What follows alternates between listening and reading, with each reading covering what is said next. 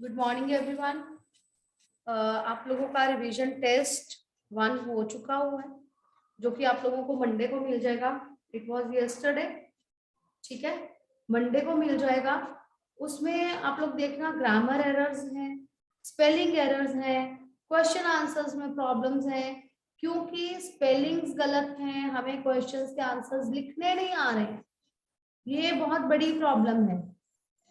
Okay, मैं आपको बार बार बेटा एक ही बात कह रही हूँ कि चैप्टर्स थॉरो रीड करो, डिफिकल्ट वर्ड्स लिख लिख कर देखो, और जो हम ग्रामर करते हैं, ग्रामर की रिटन प्रैक्टिस बहुत ज्यादा जरूरी है। ओके, आज हम रिवीजन टेस्ट 2 के चैप्टर्स रिवाइज करने जा रहे हैं। सबसे पहले हम चैप्टर रिवाइज करेंगे बाज और सांप। निकालिए अपनी बुक। कौन मुझे बताएगा कि हमने बाज और सांप में क्या पढ़ा था? किसी को याद हो? बाज और सांप क्या पढ़ा था इसमें हमने? किसकी कहानी है? क्या बात की गई है? बाज और सांप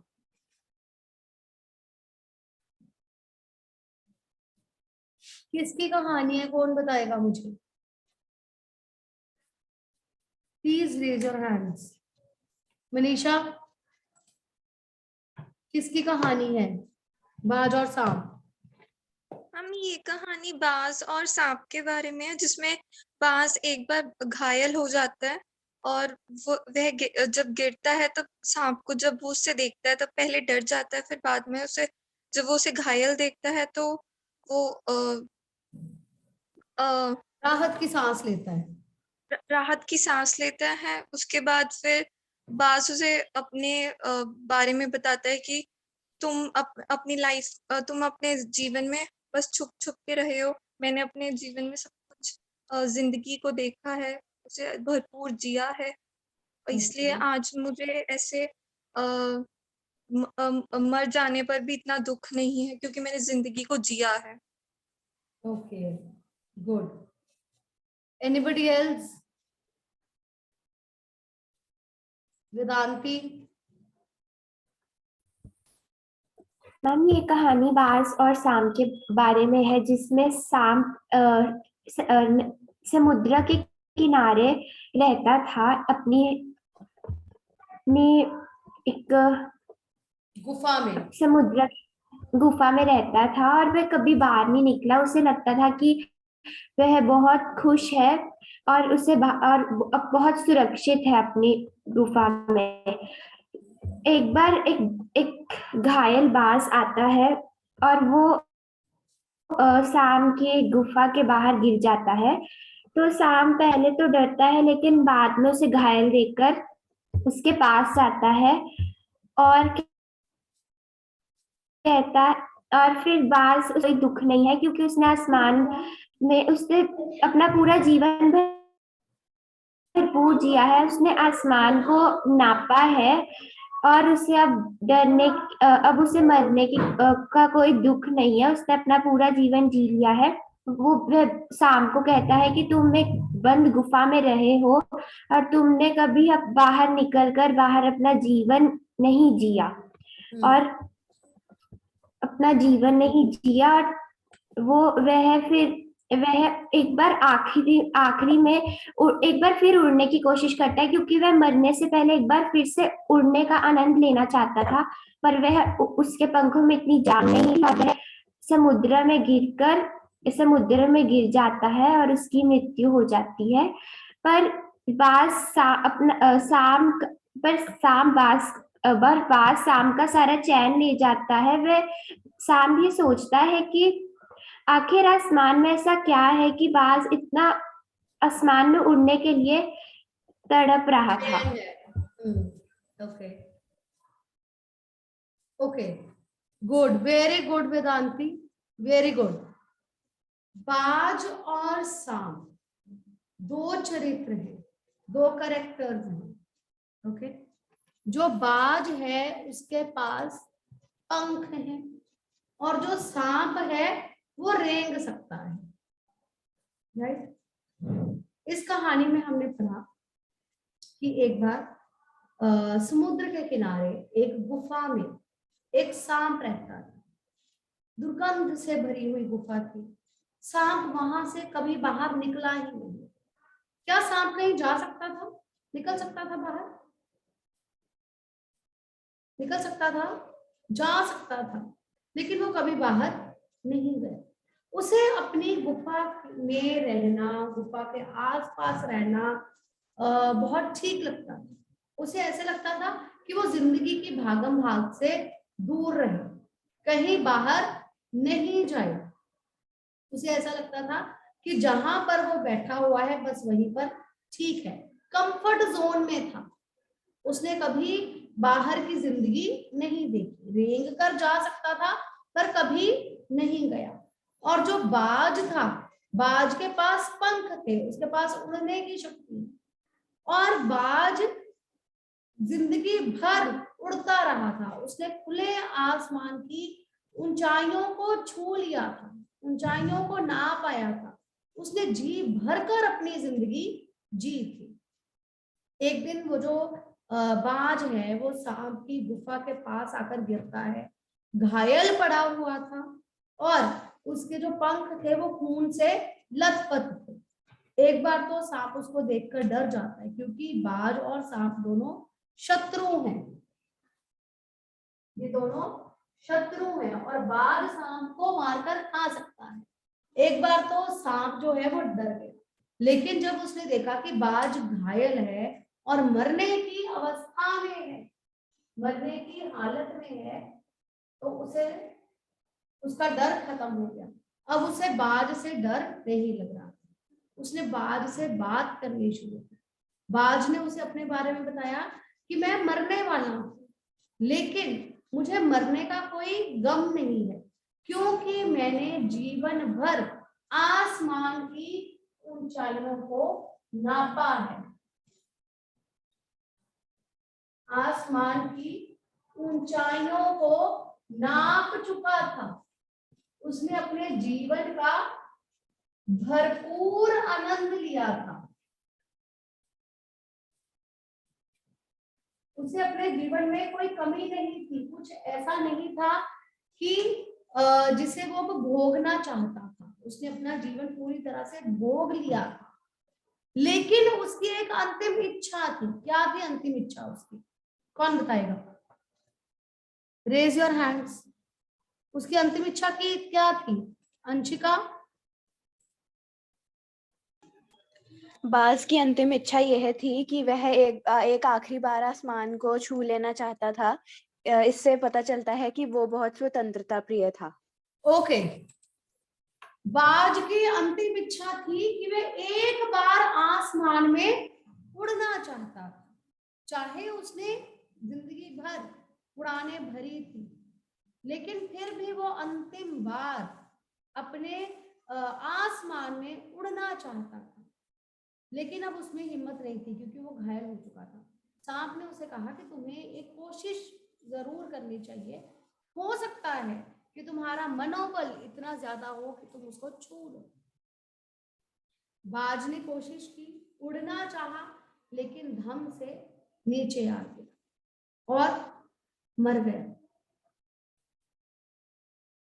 लहरों ने बाज के लिए गीत गाया। ऐसा महसूस हो रहा था जैसे लहरें समुद्र के किनारे, हमने पढ़ा ना, समुद्र के किनारे गुफा के पास आकर गिरा, और जो समुद्र की लहरें थी उसकी चट्टानों के साथ, समुद्र के पास जो चट्टानें थी उसके साथ टकरा रही थी, और ऐसे लग रहा था जैसे कि लहरें उसके लिए गीत गा रही हैं।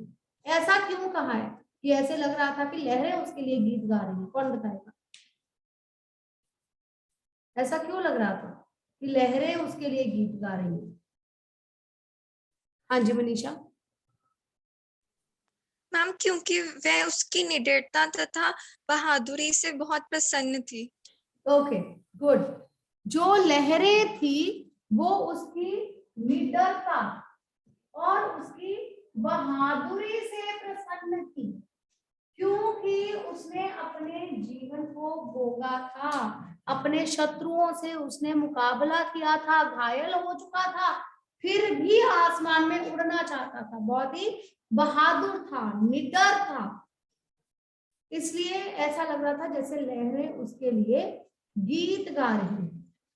और जो सांप था उसके मन में ये उत्सुकता पैदा हुई कि मैं भी देखूं कि इस आसमान में क्या है, ऐसा क्या रहस्य छुपा हुआ है। उसने सोचा मुझे भी आसमान में उड़ना चाहिए। उसने जोर लगाया, अपने शरीर को उड़ाया, उड़ने की कोशिश की, लेकिन गिर पड़ा। उसकी ये क्वालिटी है ही नहीं, उड़ना उसका गुण नहीं है। सांप ने अपने आसपास की दुनिया को भी नहीं देखा। उसकी जो क्वालिटी थी, उसका जो गुण है कि वो रेंग कर कहीं भी जा सकता था, लेकिन वो अपने गुफा से बाहर कभी निकला ही नहीं।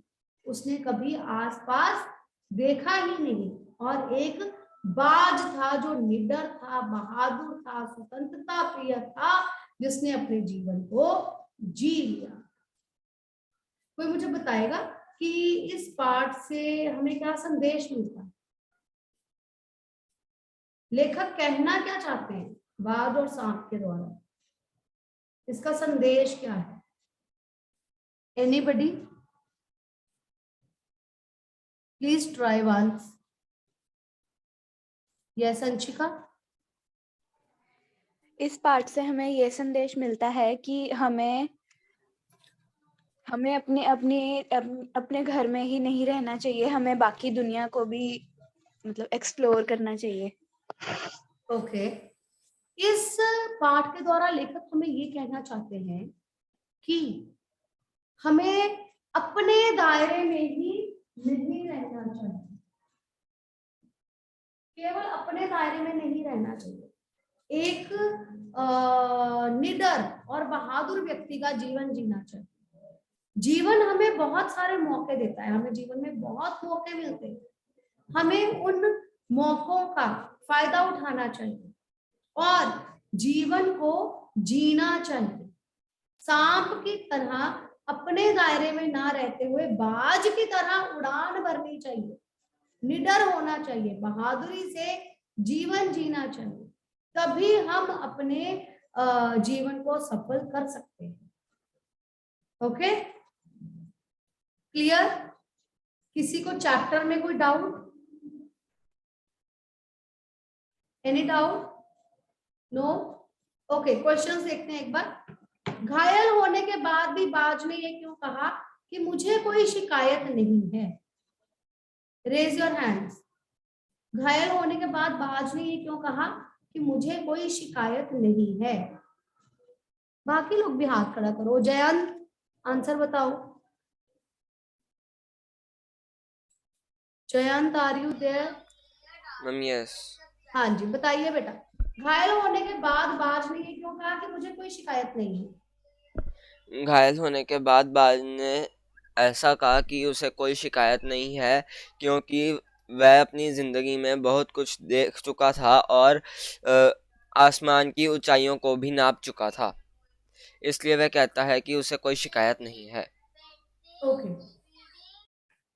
बाज को पता था कि वह घायल हो चुका है और मरने वाला है, फिर भी उसने कहा कि मुझे कोई शिकायत नहीं है, क्योंकि उसने अपने जीवन में ऊंची ऊंची उड़ानें भर ली थी। उसने बहुत ही निडरता और बहादुरी के साथ अपना जीवन भरपूर जी लिया था और अब घायल होने के बाद उसे कोई शिकायत नहीं थी। बाज जिंदगी भर आकाश में ही उड़ता रहा, फिर घायल होने के बाद भी वो क्यों उड़ना चाहता था? उसने कहा था कि मुझे कोई शिकायत नहीं है, पर फिर भी वो उड़ना चाहता था, क्यों? हाँ जी वेदांती। बाज आकाश से बहुत प्यार करता था, वह स्वतंत्रता प्रिय था, वह एक वीर पक्षी की तरह घायल हुआ था, पर उसके बावजूद भी वह स्वतंत्रता का आनंद लेना चाहता था और वह एक बार अपने आकाश को छू लेना चाहता था। ओके, वह एक बार स्वतंत्रता का आनंद लेना चाहता था और एक बार अपने उसी आकाश को छू लेना चाहता था, जहां उसने अपना पूरा जीवन बिताया था। सांप उड़ने की इच्छा को मूर्खतापूर्ण मानता था। उसने कहा था कि तुम उड़ना चाहते हो, ये मूर्खतापूर्ण है। फिर भी उसने उड़ने की कोशिश क्यों की? सांप उड़ने की इच्छा को मूर्खतापूर्ण मानता था, फिर भी उसने उड़ने की कोशिश क्यों की? Raise your hands, raise your hands. Okay, yes Anshika.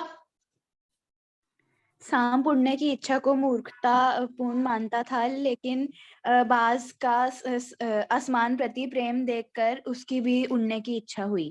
Okay, सांप आकाश में उड़ने को मूर्खतापूर्ण मानता, लेकिन जब उसने बाज को देखा कि वह घायल होने के बाद भी उड़ना चाहता है, तो वह जानना चाहता था कि आसमान में ऐसा क्या है जो बाज को अपनी ओर आकर्षित कर रहा है और बाज उड़ना चाह रहा है।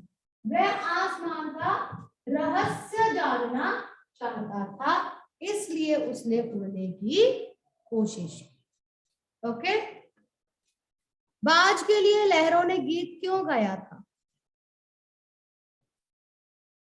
बाज के लिए लहरों ने गीत क्यों गाया? Raise your hands. मान्या, आप बताइए please. Manya, are you there? No? Okay, yes Vedanti. लहरें बाज के बहादुर होने पर बहुत गर्व महसूस कर रही थी। वह बहुत ही प्रसन्न थी कि बाज ने अपने शत्रुओं का बहुत ही निडर तरीके से सामना किया और अपने जिंदगी को बहुत ही आनंद से जिया, इसलिए वह बाज के लिए गीत गा रही थी। ओके, वेदांती, आपने एक वर्ड बोला कि उसने निडर तरीके से दुश्मनों का सामना किया। निडर तरीका नहीं कहेंगे, हम कहेंगे उसने बहुत ही निडरता से अपने दुश्मनों का मुकाबला किया था और घायल होने के बावजूद भी वह एक बार उड़ लेना चाहता था। इसीलिए उसकी बहादुरी पर लहरों ने गीत गाया। घायल बाज को देखकर सांप खुश क्यों हुआ होगा? घायल बाज को देखकर सांप खुश क्यों हुआ होगा? ऋषा, बताएंगी आप?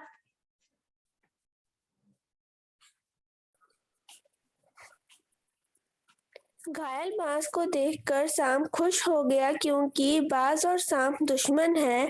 पर जब सांप ने देखा कि बाज घायल है और वह हमला नहीं कर सकता, इसलिए वह खुश हो गया। Okay, very good. सो किसी को इस चैप्टर में कोई डाउट बेटा? Any doubt, any problem in this chapter? No? सिर्फ 2 थम्स शो हुए हैं कि हमें चैप्टर समझ में आ गया। बाकी लोग kindly show me thumb if chapter is clear to everyone.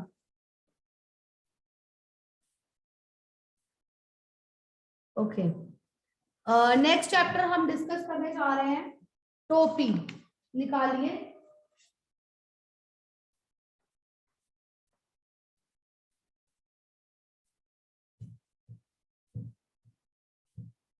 टोपी पार्ट डिस्कस करेंगे।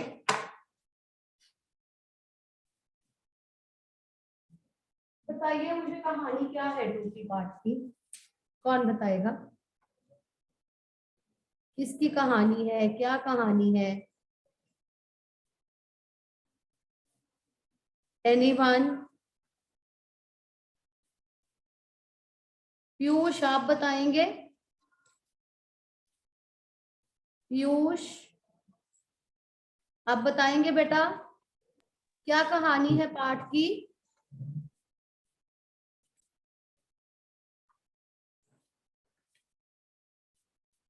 नो? ओके, अंशिका बताइए क्या कहानी है पाठ की?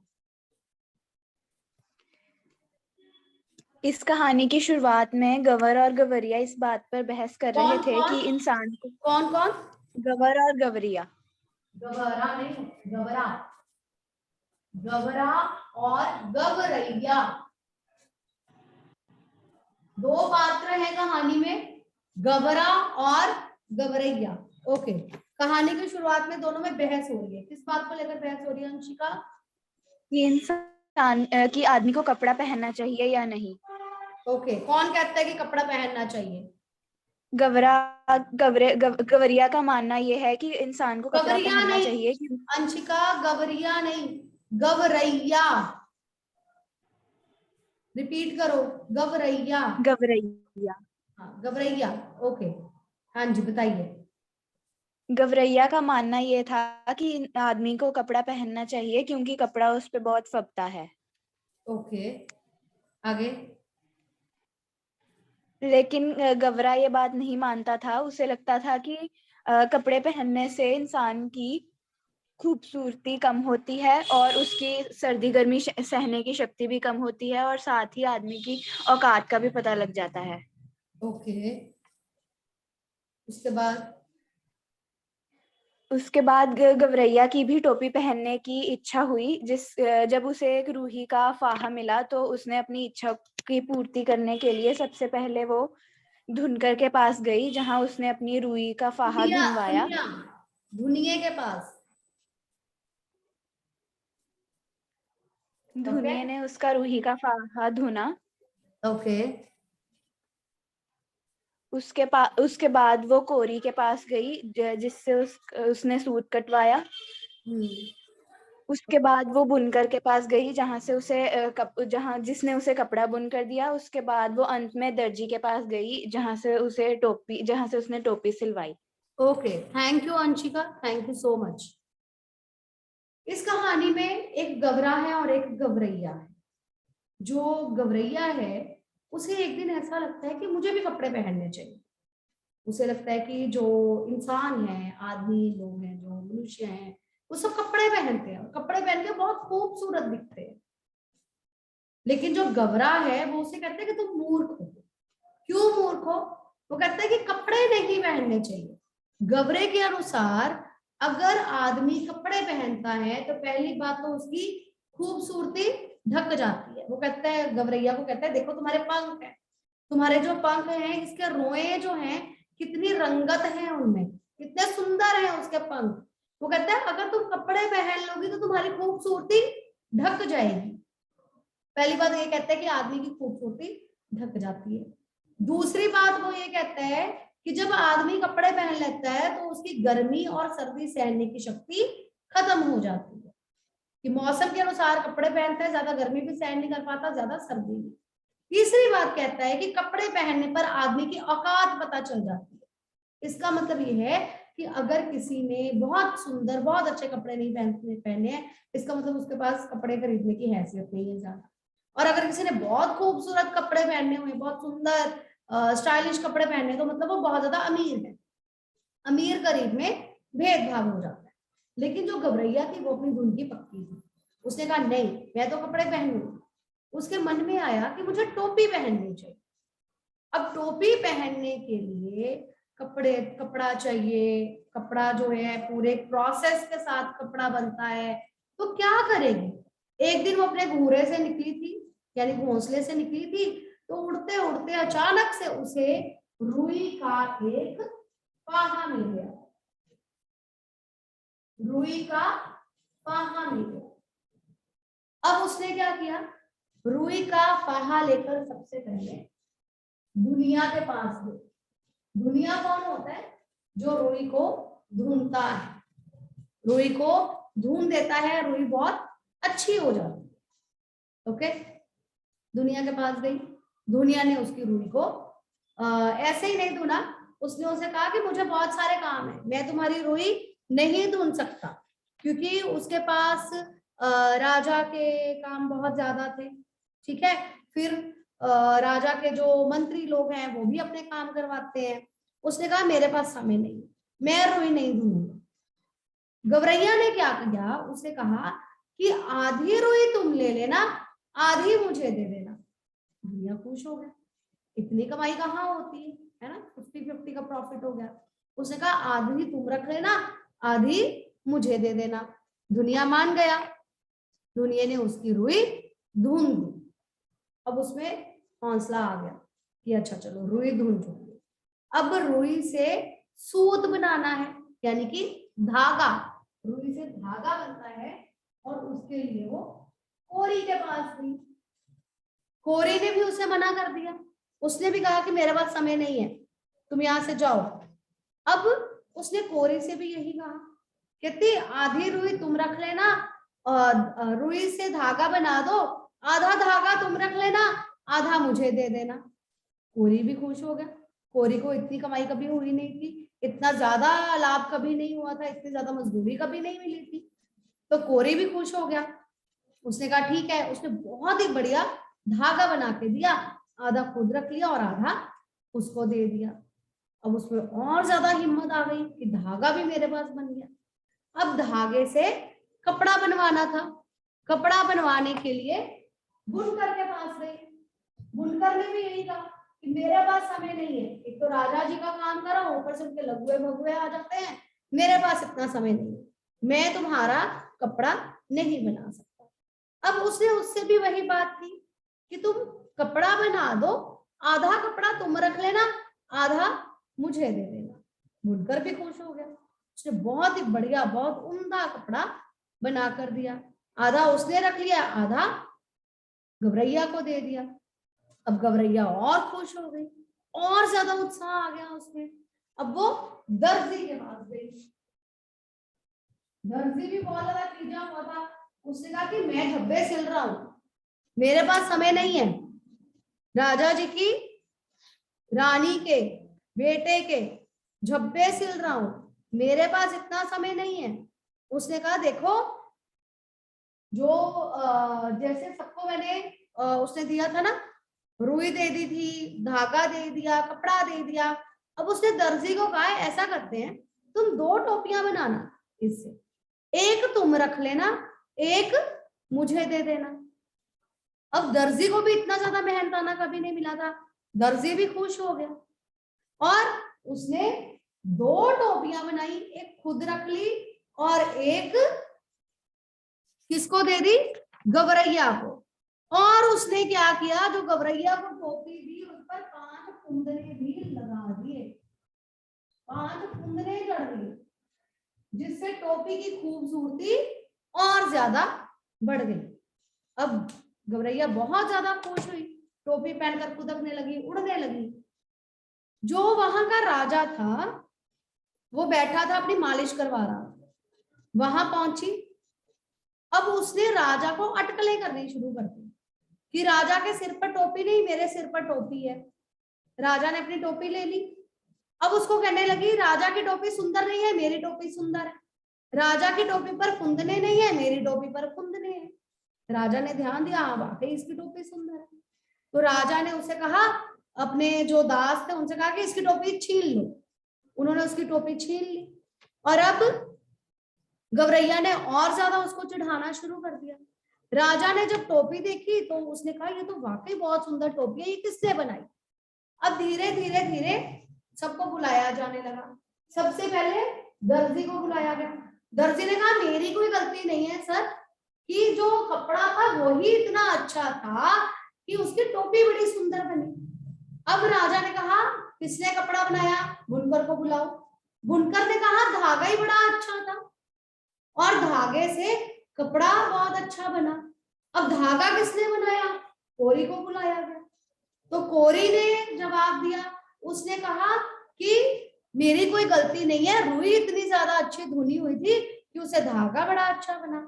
अब धुनिये को बुलाया गया तो धुनिये ने राजा से कहा कि इसका हर काम बहुत अच्छा होता गया, इसका कारण ये था कि इसने सबको बहुत अच्छी मजदूरी दी थी, जिसके पास जाती थी उसको आधा हिस्सा दे देती थी, जो भी काम करवाती थी उस काम का आधा हिस्सा दे देती थी, इसलिए इसके सारे काम बहुत ही अच्छे हुए हैं।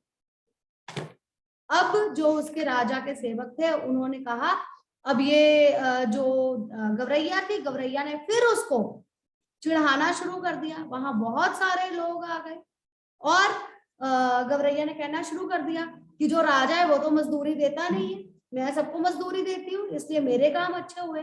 तो राजा के जो दास थे उन्होंने कहा कि इसकी टोपी वापस कर दो, इसके मुंह हमें नहीं लगना चाहिए। और राजा ने उसकी टोपी वापस कर दी। उसके बाद फिर गवरैया उसे चिढ़ाने लगी कि राजा तो बहुत ही डरपोक है, मुझसे डर गया है और इसने मेरी टोपी लौटा दी है। ये चैप्टर है। सबको समझ में आया? समझ में आया पार्ट सबको? ओके, इसके क्वेश्चंस बेटा हम नेक्स्ट क्लास में डिस्कस करेंगे। Okay, thank you so much.